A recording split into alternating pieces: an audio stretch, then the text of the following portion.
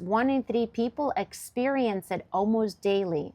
And it is probably one of the most requested protocol for me as a wellness coach. And one of the problems that, if not addressed, definitely leads and contributes to chronic inflammation. So today I want to talk about acid reflux. My name is Oksana.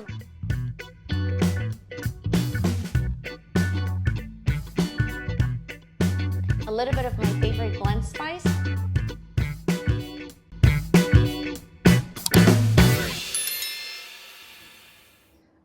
That sour taste in your mouth. Pop an antacid maybe twice a day or maybe 3 times, trying to put the fire out, staying away from trigger foods, or maybe continue suffering. What if? The issue is in the exact opposite. Today, I'll walk you through my functional GERD healing protocol, step by step, science-based approach using healing foods and natural remedies that help thousands to rebalance their digestion from inside out. Here's the truth that's going to flip the entire acid reflux conversation on its head. 99% of acid reflux is not caused by too much acid, but rather by too little acid. Yep, you've heard it right. See, your stomach is supposed to be highly acidic, like really, really acidic. I'm talking like pH of 1 or 2. That acid is essential not only to break down your food and keep bacteria at bay, but also to keep the gates, your 2 sphincters, the 2 muscles that keep the contents of the stomach inside of the stomach tightly closed. These are the safety doors. The top one, called the lower esophageal sphincter, keeps acid from splashing into your throat. The bottom one, the pyloric sphincter, keeps the contents of your small intestine from backing up into your stomach. And what tells these sphincters to stay closed? Acid, proper acid. So when your stomach acid is too weak, like let's say 4 or 5, that shutdown, proper shutdown signals never happen. Those gates stay loose, and that's when trouble starts. Acid starts creeping upward, food starts to ferment instead of digest properly, and you feel that heartburn.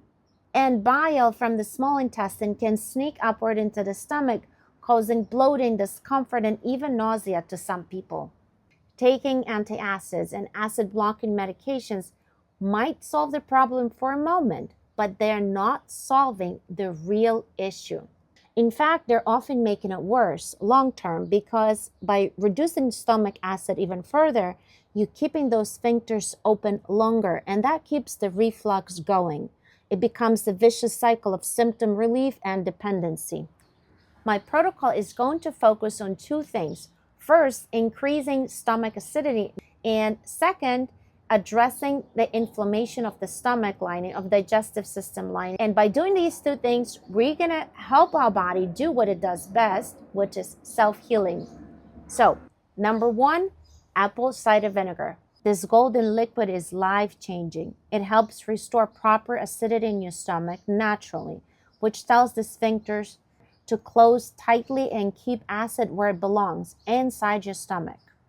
You want raw, unfiltered apple cider vinegar with the mother. The mother is extra probiotic flora for your gut. You want to start with 1 teaspoon and half a cup of water 30 minutes before food, before your largest meals of the day, and slowly increase to 1, then 2 tablespoons to a glass of water. If you cannot tolerate 2 tablespoons, just take 1. And you want to take it over duration of the protocol, which I'll share with you the whole thing at the very end, so you can take a screenshot of it. Over time, it's going to retrain your stomach, produce the right amount of acid on its own. Oh, apple cider vinegar has tons of other benefits. I have a separate video on it. I'll make sure to link it below. Okay, this next one is my absolute favorite because it is so powerful and works so extremely well, especially for raw stomach, for gastritis. If you're used to waking up with lots of sour mouth, it works so well. And I'm referring to potato juice. And here's how you're going to use it. First thing in the morning, before you drink anything else, you will extract fresh juice of 2 to 3 potatoes, medium to large size. I recommend you use red potatoes because they tend to be juicier, but any kind will do. And you're going to mix it because it will come out a little starchy, and drink it almost right away. Don't let it sit for more than 15 minutes. It oxidizes very quickly. How you see, right, it turns brown to almost black. So you want to drink it before that. As soon as you make it, drink it and go about your day. You can juice your potatoes one of two ways. The old school way, grate the potato on the fine side of a box grater, you know, the one with the spikes. Then squeeze the pulp through a fine sieve or cheesecloth and extract the juice. Or use a juicer, but it has to be the masticating juicer. The one with centrifuge does not work for this type of juice. It will just foam everything up.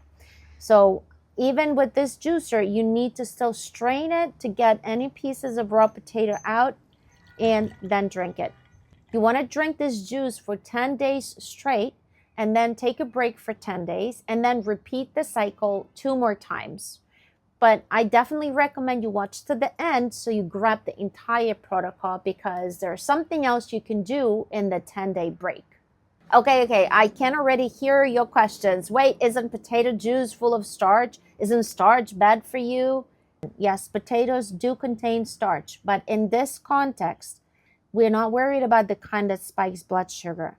What we are getting in this fresh juice is actually a small amount of resistant starch, which acts more like prebiotic. And it does not get digested in the small intestine. Instead, it reaches your colon and feeds beneficial gut bacteria. Focus on the anti-inflammatory compounds in potato juice that help us soothe inflammation in the stomach and regenerate stomach lining. Next one, number 3. Hopefully I'll be done before pitch dark. Okay, cabbage. Cabbage is one of my favorite on so many levels, so healing. I'm talking about cabbage juice specifically. So healing for the entire digestive system, whereas potato juice is more targeted for like upper digestive system. Cabbage juice is for upper stomach, intestines, very regenerative. It also has a bonus of supporting your good gut bacteria and being a top 3 foods for the liver. I do have a separate video on that. So making it a double win for healing and balance. Here's how you want to drink it. You're gonna need a quarter of a medium-sized green cabbage and a juicer, and you'll just juice it and you drink it straight up like that. That probably will yield about half a cup of juice. It tastes a little zesty, so if it's too strong for you, you may add a little water initially, but ideally you want to drink it straight up. And then you want to wait at least 30 minutes before eating or drinking anything else. Same thing with potato juice. I think I forgot to mention it. So now that you know how to help your stomach produce more acid, how to address inflammation, we need something, a cherry on top, something to help our stomach remember to keep the production of acid more balanced. And that is where these 2 natural remedies come into play. Fennel and cardamom essential oils. 1 drop of cardamom essential oil, 3 drops of fennel essential oils, mix with 2 tablespoons of water or 1 teaspoon of raw honey, and drink it 30 minutes after your lunch and dinner. This remedy supports your stomach's natural rhythm of acid production and helps balance acid levels after meals and supports long-term regulation. Not all brands can be ingested, so it is very important that it says food grade or safe for internal use. I'll put my personal recommendation below this video. I use doTERRA. I can definitely vouch for them, but you make sure you do your own research. That's it. These were my top 5 most powerful natural remedies for the root cause of acid reflux. And yes, each one works on its own, but when you put them all together, they become even more powerful. That's why I combine them into one step-by-step protocol to make it easier for you so you know what to take and when. And one last thing, as you're working on healing your upper digestive system, you may want to take a moment to see where you stand with your gut health overall. And I have an awesome free resource for you, Gut Wellness Assessment Tool, that will help you understand if any of your symptoms are related to gut and what can be done about it. It is very quick, insightful, and Best thing, it's free. Link is below. If you found this video helpful, like, subscribe, and share it with someone who needs it. Healing is always easier when we do it together.